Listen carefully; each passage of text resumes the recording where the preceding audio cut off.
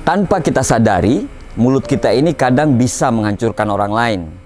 Mulut kita ini itu bisa membuat orang lain senang, tapi bisa juga membuat orang lain hancur.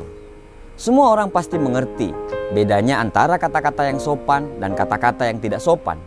Tapi tidak semua orang peka untuk memakai rasa terhadap kalimat yang dia ucapkan kepada orang-orang. Misalnya, kamu bertanya kepada temanmu yang kerja di toko, "Berapa gajimu sebulan kerja di toko itu?" Temanmu menjawab, Rp1,5 juta. Cuman Rp1,5 juta? Sedikit sekali dia menghargai keringatmu. Apa cukup untuk memenuhi kebutuhan hidupmu? Sejak saat itu, temanmu jadi membenci pekerjaannya, lalu dia meminta kenaikan gaji kepada pemilik toko.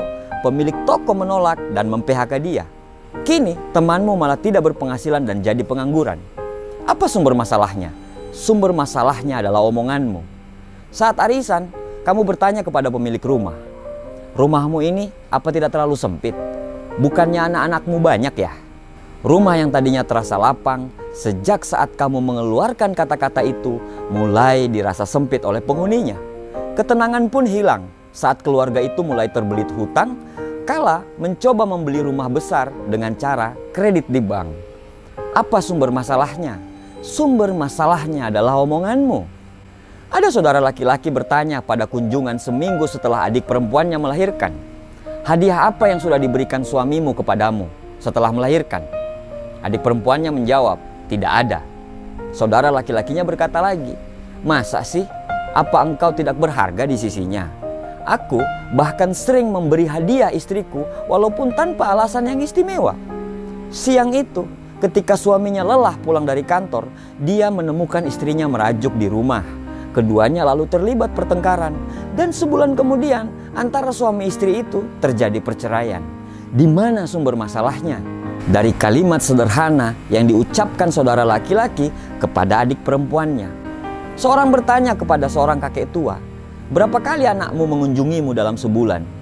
Si kakek menjawab, "Sebulan sekali." Yang bertanya menimpali lagi, "Wah, keterlaluan sekali anak-anakmu itu. Di usia senjamu ini seharusnya mereka mengunjungimu lebih sering." Akibatnya hati sang kakek menjadi sempit.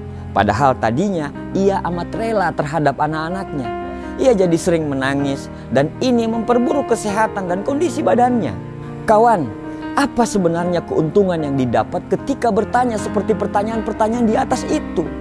Jagalah diri dan jangan menyampuri kehidupan orang lain. Jangan mengecilkan dunia mereka dengan menanamkan rasa tidak rela kepada apa yang sudah mereka miliki. Tidak perlu mengkritisi masalah penghasilan, keluarga mereka, atau urusan pribadi mereka.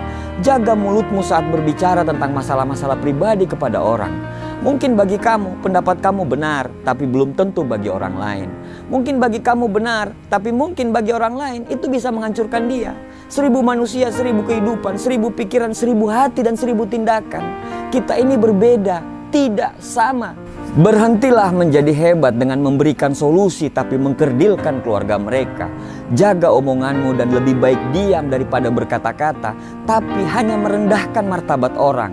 Berusahalah untuk berpikir dahulu sebelum bicara. Jangan sampai kamu berbicara tanpa dipikirkan. Libatkanlah rasa dalam setiap omongan yang keluar dari mulutmu. Tidak usah menasehati orang yang belum punya anak bertahun-tahun dengan kalimat, "Kenapa belum punya anak? Kapan mau punya anak?" Siapa sih suami istri yang tidak pengen punya anak?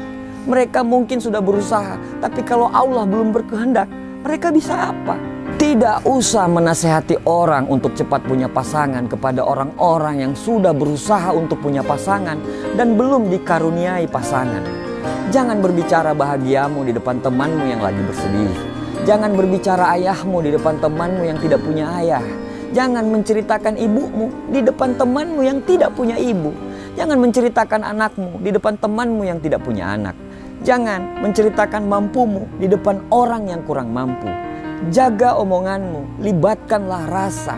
Karena omongan yang keluar dari mulut kamu adalah ukuran seberapa dalam kamu mendalami agamamu. Jaga tutur katamu, karena tutur katamu bisa membuat orang termotivasi atau malah menghancurkan orang lain. Kadang orang tidak perlu nasihatmu, mereka hanya butuh support dan doamu. Manusia yang baik adalah manusia yang selalu melibatkan rasa dan empati di tiap tutur kata mereka. Buat orang lain bahagia dengan menjaga martabat mereka. Buat orang lain senang dengan kata-kata yang bermakna dan penuh doa.